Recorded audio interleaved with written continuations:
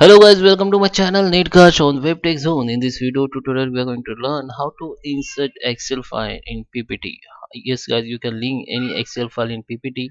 So how it work, how you can do this, I will show in my this video.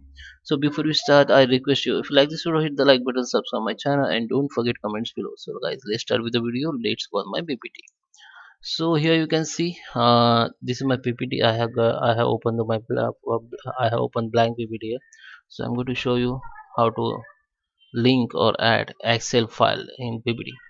So first, if I copy any file, if I copy this Excel file by right click and just copy it, and if I go to PPT and paste by control, okay, so you can see the interface of the first sheet of the Excel will appear. You can see only this like image. Okay, you can't open all file and you can't go to the it is not link, it is only copy like image of first sheet and not all data. So I just undo it and show you how you can actually add or insert Excel file in PPT.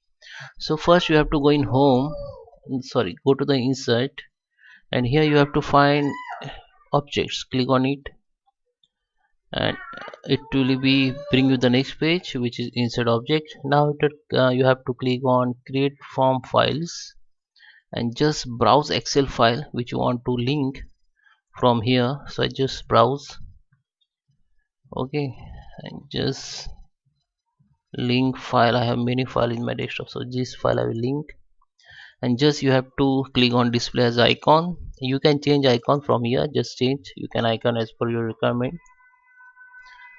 Okay, and just click OK.